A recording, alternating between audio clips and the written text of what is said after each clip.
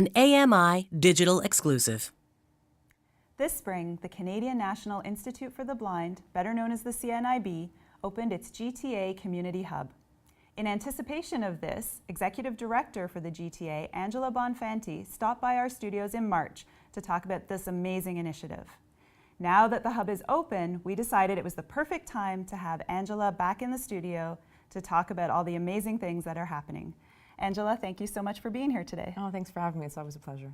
So now that the hub is in full swing, can you tell us about some of the activities that are going on there? Absolutely. So June 5th was our grand opening. We had a couple hundred members of the community, both within the sight loss community and outside of it, coming in to check out what this hub actually is. So it's one thing to talk about it, and it's another to actually bring people and walk them through the two-story loft is essentially what it is, and the various areas that we've attributed to running programs. And so we had a great event, lots of energy, and ever since then we haven't stopped. We've been running a number of workshops and open houses really aligned with the program. So Rhonda Underhill-Gray, our Beyond the Classroom program lead, she ran a family day on a Saturday afternoon, which involved activities, a trip to the library, and really any opportunity that we can take to bring people in. So Kia Osborne, our lead for youth empowerment, held a youth slam.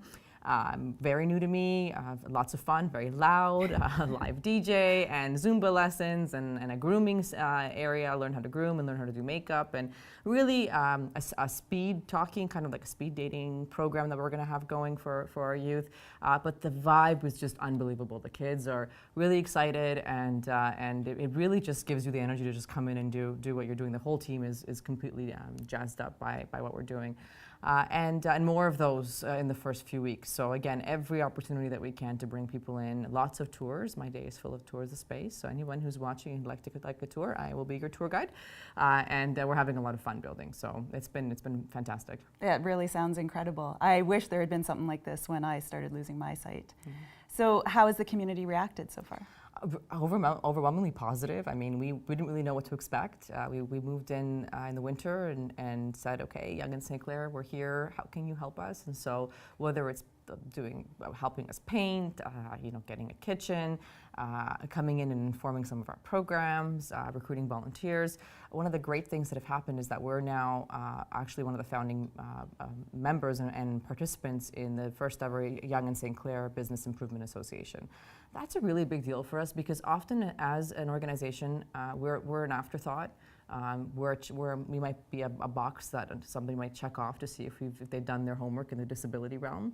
And this time we actually get to have a seat at the table. So we are going to be, our best practice will be integrated right from the beginning, which I think is going to set quite the precedent across the region. So people are coming in on the daily. The number of stories that we hear, oh my gosh, people coming in and talking about I had a lady come in the other day and she told me that her great uncle was one of the first clients of CNIB post-war. And she had some of his things that she wanted to give to us. She lives down the street. She'd like to be a volunteer. So those are the types of,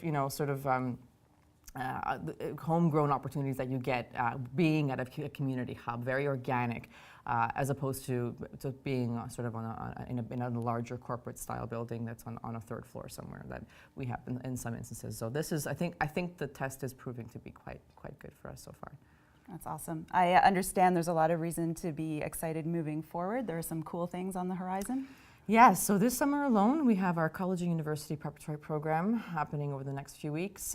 We have a Try It Day, so our program lead, Brian McLean, he will be hosting an open house of all things sports and rec, and that's in conjunction with many partner organizations that are currently running programs for people with sight loss. So really, we want to try to get people into the hubs. It's easily accessible, and then come in and learn about something new, and hopefully sign up to do one of the many programs that we are either offering or that we are supporting in the community. So, and Night Steps is a big thing for us as well. So Night Steps is a 5-kilometer walk under the stars that's happening Friday, September the 15th at Ashbridges Bay. We want people to sign up and have teams. We would like captains. We don't want to raise a bunch of money so that we can continue to run these programs. And it's really our first go at this in Toronto in a long time. So we're really hoping that people can join us and make this the best yet. I love it.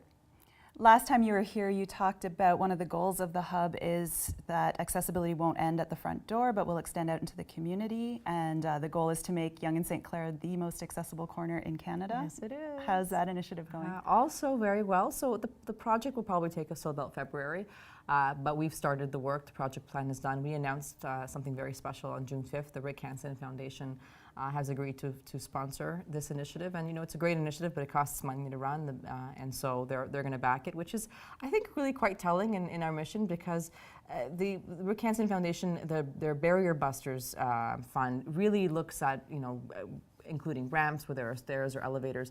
This initiative is really quite different. So for us to go to someone like the Rick Hansen Foundation and say, look, this isn't exactly what you're doing. We want to look at technology and see how we can make spaces more accessible, and them saying yes is I think in and of itself quite a milestone. So the project is, for many who don't know, that we have about 200 businesses that we've targeted between Yonge and on Yonge Street, both sides of Yonge, between St. Clair and Heath Streets, and we're going to them to talk about how to make their spaces more inclusive. So we want to move the needle from using the word accessibility to using the word inclusivity, because I would argue many people who think about the word accessibility think about wheelchairs and ramps, and that's important, and we're not there yet. But I don't think they think about guide dogs and cane users when they talk about that word. So we really need to start moving and changing the definition of that. So we're going to be canvassing all the businesses around us. We're going to have Canvas Days, so anyone out there who'd like to join us and volunteer, talk to a business, we'd love to have you. And we will be going to business owners to talk about how to make their space more welcoming and inclusive to people with sight loss. And that is one of the main components of the project, is installing what we're calling the iBeacons. And so many people who use Blind Square, it's an application on your smartphone that when you connect it, you'll walk by a space, it'll say you're walking by a Blind Square enabled space, you walk in. For those of us who don't have sight loss, we take a visual scan when we walk into a space. So we'll look at where the cashier is, where the washroom is, for example, and look at any obstacles to avoid.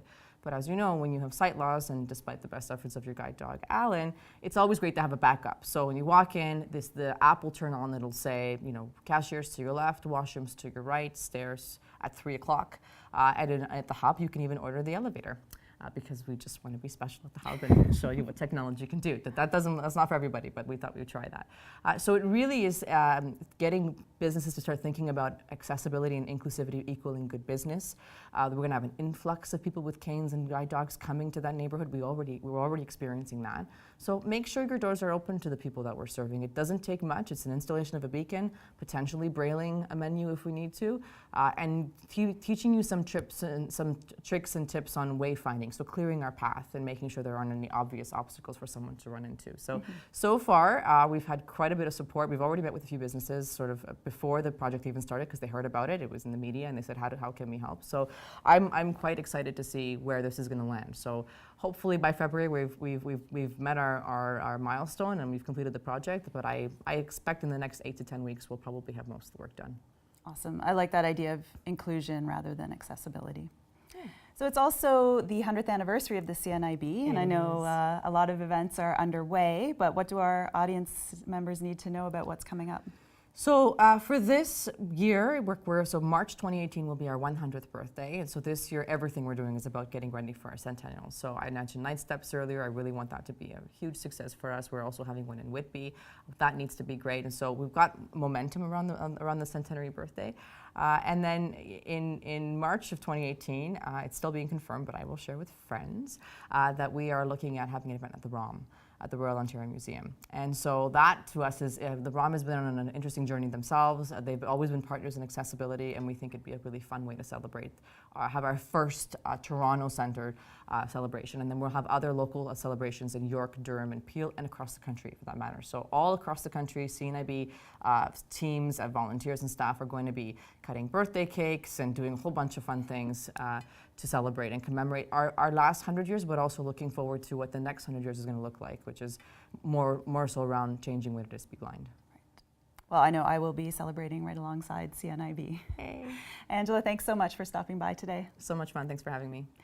For those of you at home, if you would like to find out about all the wonderful things CNIB is doing, you can visit their website at cnib.ca. In the meantime, stay tuned. We'll have more after the break.